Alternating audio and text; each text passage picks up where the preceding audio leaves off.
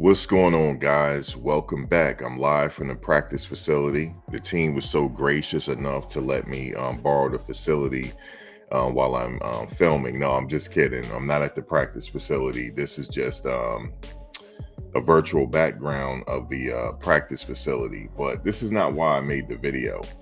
Now, I'm seeing here, it says Colorado football recruiting National Signing Day class falls flat as Deion Sanders doubled down on transfers. Now, I'm reading that, right? So they said they fall flat because they doubled down on transfers. Now, that's a strategy. That's a strategy that Coach Prime is using. He has as far I go back to, let's see, I go back to when he first took over Jackson State. This is what I'm going by. I'm going by that history. When he first took over Jackson State, he brought in a lot of transfers. It was a massive roster overhaul. Just like the first year at Colorado, they made such a big deal out of this roster overhaul, but it's been done before. So I go back to that and I saw how he really put the team together, and he put a team together in such a way that they dominated the HBCU. He went to the bowl game twice. Even though he came up short twice, it was still significant that after his third season there, he left and went to Colorado, but he left there with two bowl game appearances and an undefeated season as well. And how did he do that? He went in and got a bunch of experienced players in the transfers. And he did get some freshmen as well. It's not like he didn't go after high school players. He did, but he went after the more experienced players. In fact, he had a player that entered the NFL, played for the Lions, and did pretty well for a while. So when I look back at that history, I said, okay, he knows exactly what he's doing and the people around him, how to build a team. So when I look at this article, right?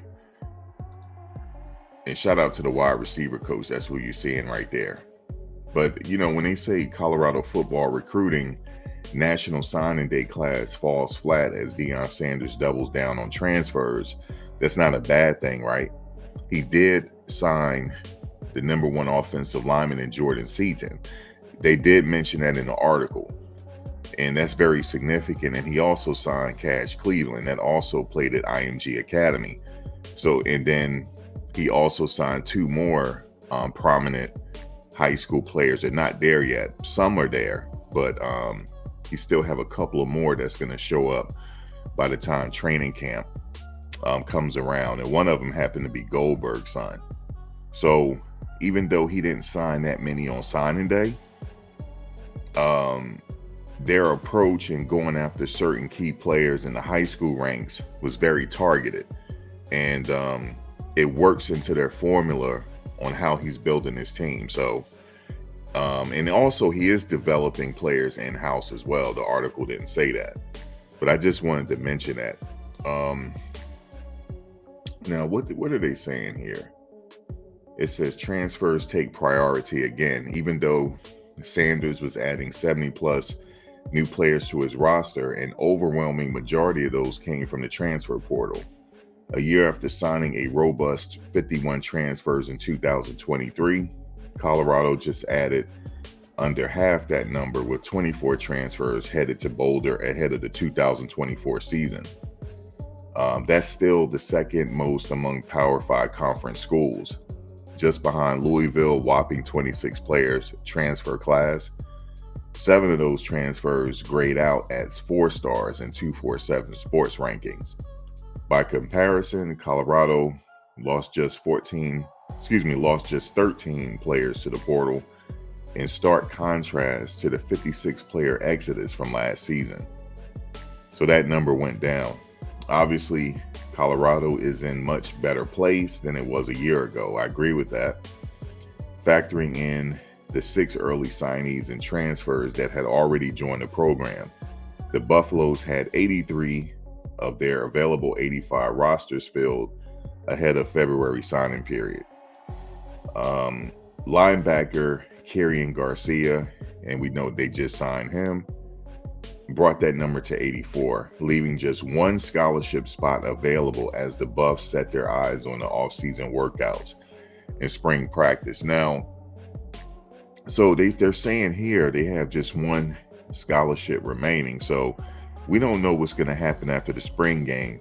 There could be a couple of players leaving and hitting the transfer portal. Because me personally, if I was there and I knew I wasn't going to start, but maybe I was down the depth chart, I would wait until the spring game to see how I fare, in the spring game, to see if I can get some eyes on me that might need my services. So we're going to see what happens after the spring game and see if there's some players that hit the portal.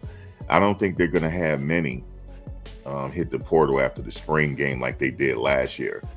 In fact, last year they had some players hit the portal right before the spring game.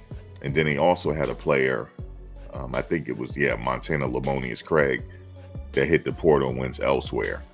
I don't think they're going to have too much of that this year, but every team deals with that after the spring. So players and coaches will more than likely sit down and go through an evaluation to see where that player falls in the roster. And sometimes coaches may advise the player to hit the transfer portal, and maybe they will, with their film and stuff, they can get them placed somewhere else.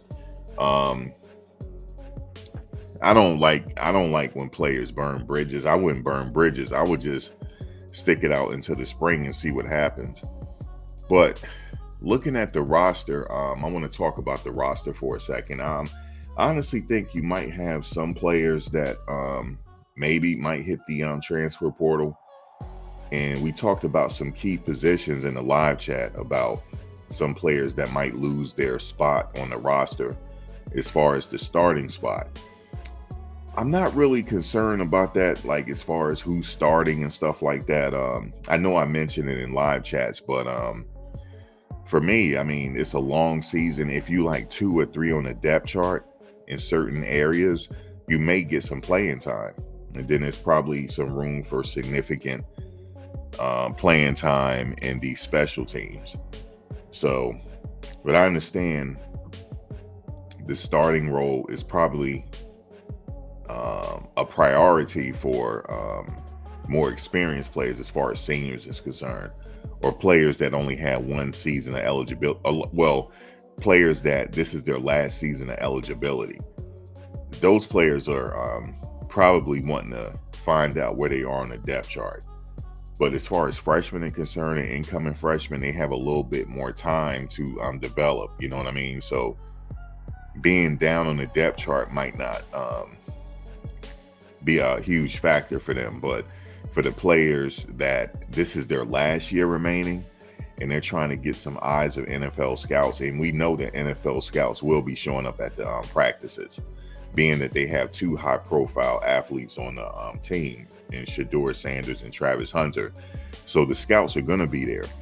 But you might be a player where this is your last year. You want to, if you do have aspirations of going to the next level, you want to get their attention.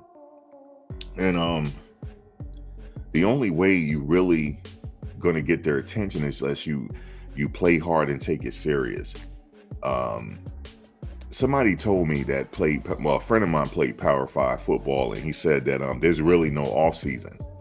He said after the season, he said he might take a week off or a week and a half, 2 weeks, just to relax a little bit, maybe take a little quick vacation. He said no more than 3 weeks that he takes off. He said usually he'll take off more than 3 weeks, depending on if he have any injuries and he need to relax, and recuperate, from a long season. But he said after that, he's back at it. He's back at it as if training camp is around the corner. And he said there's no off seasons. Sometime he'll go to camp, positional camp, to work on his technique. And then he said he was in college a year round. He would stay at college, take summer courses, and work out in the weight room. And he said there's really no off season, because he said when you get to winter conditioning and stuff, you don't want to be behind, because this players are always willing to take your spot. So, but he said for those elite athletes that's looking to go to the next level, there's no off season. You got to be in tip-top shape, to impress those scouts and things like that.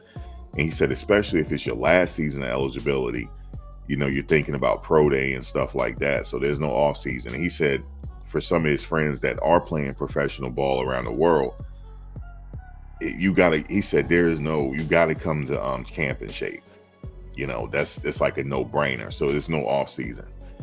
But looking at this roster here, there's a lot of players that are looking to be one and done. So, they got to take this camp seriously, especially the winter conditioning. They take everything seriously. Everything's a process. So,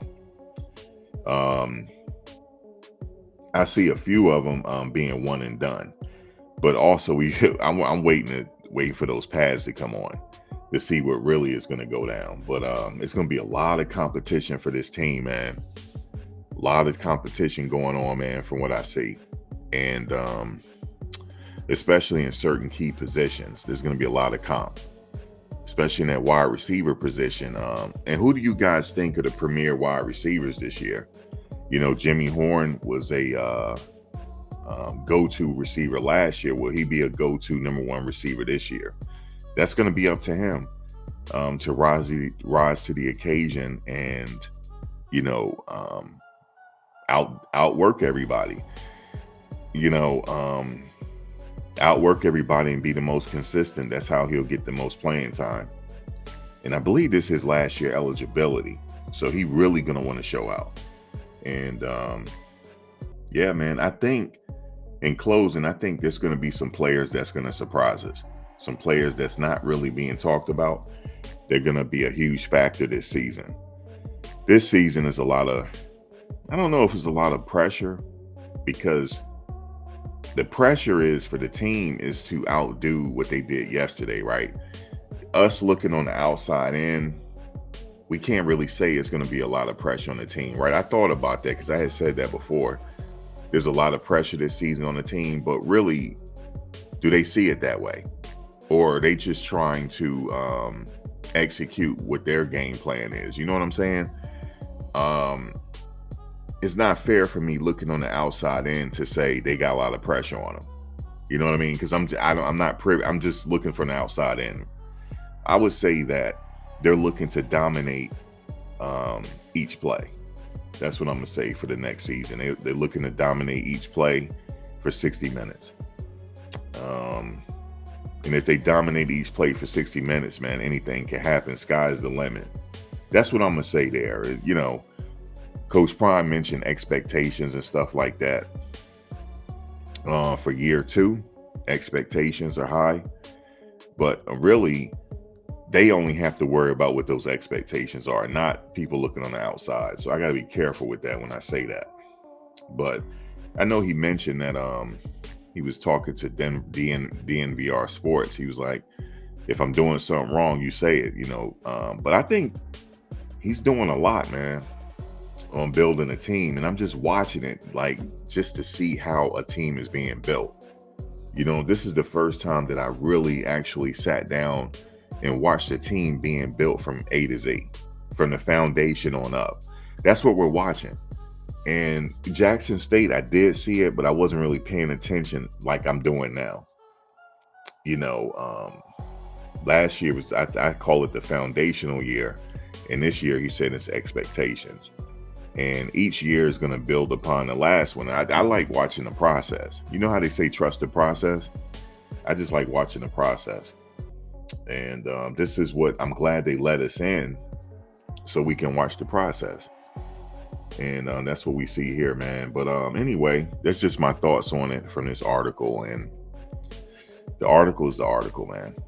That's the only really thing I could say. I'm glad Warren Sapp is coming, though. So shout out to Jimmy Horn. Look at him. I was just talking about him. He's putting in that work. You can see he's putting in that work. Tavares is right there. He's going to be a receiver that we may see this year featured. Last year, he had some touches on the ball, had some few key touchdowns, transferred from Auburn. Travis Hunter's Travis Hunter. you know, Travis Hunter is Travis Hunter, man. Shout out to the strength and conditioning people. I feel like the strength and conditioning is top notch. They're taking this very seriously, strength and conditioning, but they got a really good strength and conditioning team, man. But anyway, that's just my thoughts. What say you? Please give us a like. That'll be greatly appreciated. Give us a like. Subscribe if you haven't done so already. And for all the people that subscribed, I really appreciate you subscribing, because it's you know, building a community is really hard. You know, organic community is really hard.